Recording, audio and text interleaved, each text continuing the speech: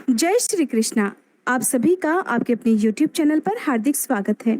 रसपान कीजिए आज की कथा का। मार्कंडे जी कहते हैं, इक्ष्वाकु, नाभग, अरिष्ट, नारिश्यंत, नाभाग, प्रशद्र और धृष्ट ये वैवस्वत मनु के पुत्र थे, जो अलग अलग राज्य के पालक हुए। इन सब की कीर्ति और यश बहुत दूर तक फैला हुआ था और वे सभी शास्त्र विद्या तथा शस्त्र विद्या में भी पारंगत थे। विद्वानों में श्रेष्ठ मनु ने एक श्रेष्ठ पुत्र प्राप्त करने की इच्छा से मित्रा वरुण नामक यज्ञ किया। उसमें होता के दोष से विपरीत आहुति पड़ने के कारण पुत्र न होकर इला नाम की सुंदर कन्या उत्पन्न हो गई।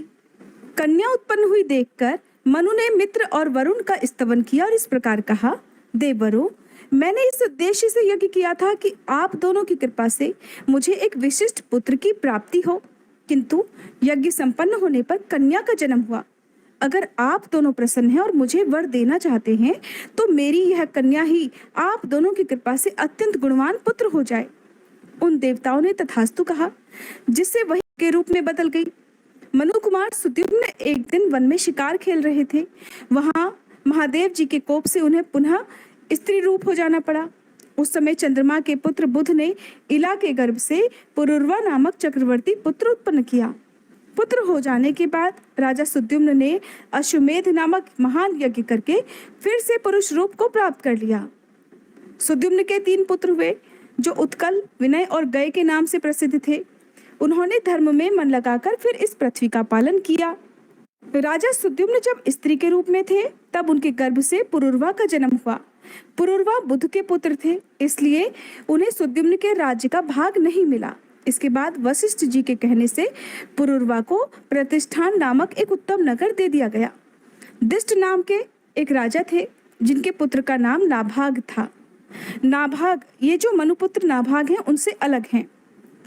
यौवन के आरंभ में ही उनकी दृष्टि एक वैश्य कन्या पर पड़ गई, जो बहुत ही सुंदरी थी। उसको देखते ही नाभाग का मन काम के अधीन हो गया। उसने उसके पिता के पास जाकर वह कन्या मांगी। वैश्य ने देखा कि राजकुमार का मन अपने वश में नहीं है, वे काम के अधीन हो गए हैं। तब उसने हाथ जोड़कर बड़े विनीत स्वर में उनसे कहा कि राजकुमार, आप लोग राजा हैं और हम लोग कर देने वाले भृत्य हैं। मैं आपके बराबर नहीं हूँ, फिर हमारे साथ आप वैवाहिक संबंध भला कैसे करना चाहते हैं? राजकुमार ने कहा, काम और मोह आदि ने मानव शरीर की समानता सिद्ध कर दी है। मुझे आपकी कन्या पसंद है, इसलिए उसे मुझे दे दो, नहीं तो मेरा ये शरीर जीवित नहीं रह सकता। वैश्य बोला, हम और आप दोनों ही राजा के अधीन हैं। पहले आप अपने पिताजी से आज्ञा ले लीजिए, फिर मैं अपनी कन्या दूंगा और आप उसे ग्रहण कर लीजिएगा। राजकुमार कहने लगा, गुरुजनों के अधीन रहने वाले पुत्रों को उचित है कि वे अन्य सभी कामों में गुरुजनों से पूछें, किंतु ऐसे कामों में पूछना ठीक नहीं है। ऐसी बातें तो उनके सामने मुख से निकालना भी कठिन है। कहाँ काम चर्चा और कहाँ गुरुजनों को सुनाना, ये दोनों तो एक दूसरे के विरुद्ध हैं। हाँ, अगर कोई और काम हो तो उनसे पूछने में कोई भी हर्ज नहीं है। वैश्य कहने लगा, ठीक है, आप अपने पिताजी से पूछें तो आपके लिए यह काम चर्चा हो सकती है, किंतु मेरे लिए यह काम चर्चा नहीं है, इसलिए मैं ही पूछूंगा। वैश्य के ऐसा कहने पर राजकुमार चुप हो गए। तब उसने राजकुमार का जो विचार था वह सब उसके पिता से कह सुनाया। तब राजकुमार के पिता ने ऋचिक आदि श्रेष्ठ ब्राह्मणों तथा राजकुमार को भी महल में बुलाकर मुनियों से सारा वृतांत निवेदित किया और कहा कि इस विषय में जो कर्तव्य हो उसके लिए आप लोग आज्ञा दीजिए। ऋषि बोले, राजकुमार, पहले तुम्हारा विवाह किसी मूर्धाभिषिक्त राजा की कन्या से होना चाहिए, उसके बाद यह वैश्य कन्या भी तुम्हारी पत्नी हो सकती है। ऐसा करने से दोष नहीं होगा, नहीं तो पहले ही वैश्य कन्या का अपहरण करने पर तुम्हारी उत्कृष्ट जाति चली जाएगी। मार्कंडे जी कहते हैं, यह सुनकर नाभाग ने उन महात्माओं के वचन की अवहेलना कर दी, उसे अनसुना कर दिया और घर से निकलकर तलवार हाथ में लेकर वह कहने लगा, मैंने राक्षस विवाह के अनुसार इस वैश्य कन्या का अपहरण किया है। जिसकी सामर्थ्य हो वो इसे मेरे हाथ से छुड़ा ले। वैश्य ने उस कन्या को राजकुमार के चंगुल में पड़ी देख त्राही त्राही कहते हुए उसके पिता की शरण ली। तब राजकुमार के पिता ने क्रोधित होकर बहुत बड़ी सेना को आज्ञा दी कि दुष्ट नाभाग धर्म को कलंकित कर रहा है, इसलिए उसे मार डालो। राजा की आज्ञा पाकर सेना ने राजकुमार के साथ युद्ध आरंभ कर दिया। नाभाग अस्त्रों का ज्ञाता था, उसने अपने अस्त्र शस्त्रों से बहुत सारे सैनिकों को मार गिराया। राजकुमार के द्वारा सेना के मारे जाने का समाचार सुनकर राजा अपने सैनिकों को साथ लेकर खुद ही युद्ध मैदान में आ गए। फिर तो उनका अपने पुत्र के साथ युद्ध छिड़ गया। उसमें अस्त्र शस्त्रों के प्रयोग में राजकुमार की अपेक्षा उसके पिता ही बढ़ चढ़कर सिद्ध हुए। इसी समय आकाश से अचानक ही परिव्राट मुनि उतर पड़े और राजा से बोले, महाभाग, अपने पुत्र के साथ युद्ध बंद कर दीजिए। वह अपने धर्म से भ्रष्ट हो गया है। पुरुष अपने वर्ण की कन्या के साथ विवाह न करके जिस हीन जाति की कन्या के साथ विवाह करता है, उसी के वर्ण का वह भी हो जाता है। इसलिए आपका यह मंदबुद्धि पुत्र अब वैश्य हो गया है। इसका क्षत्रिय के साथ युद्ध करने का अधिकार नहीं रह गया। इसलिए अब आप युद्ध से निवृत्त हो जाइए। तब राजा अपने पुत्र के साथ युद्ध करने से रुक गए। उसने भी उस वैश्य कन्या के साथ विवाह कर लिया। वैश्यत्व को प्राप्त होने पर उसने राजा के पास जाकर पूछा कि राजन, अब मेरा जो कर्तव्य हो उसके लिए आज्ञा दीजिए। राजा कहने लगा, वाभ्रव्य आदि तपस्वी धार्मिक न्याय के लिए नियुक्त हैं। वे तुम्हारे करने के लिए जो भी कर्म धर्म के अनुसार बताएं, तुम उसी का पालन करो। तब राजसभा में रहने वाले वाभ्रव्य आदि मुनियों ने नाभाग के लिए पशुपालन, कृषि तथा वाणिज्य यही उत्तम धर्म बतलाए। राजा की आज्ञा के अनुसार उसने भी वैसा ही किया। नाभाग के फिर उस वैश्य कन्या से एक पुत्र हुआ जिसका नाम भनंदन था। मार्कंडेय जी कहते हैं, इस पृथ्वी पर विदुरथ नाम के एक राजा हुए हैं। उनकी कीर्ति बहुत दूर तक फैली हुई थी। उनके 2 पुत्र थे, सुनीति और सुमति। एक दिन राजा विदुरथ शिकार खेलने के लिए वन में गए। वहां उन्हें एक विशाल गड्ढा दिखाई दिया जो पृथ्वी के मुंह की तरह प्रतीत हो रहा था।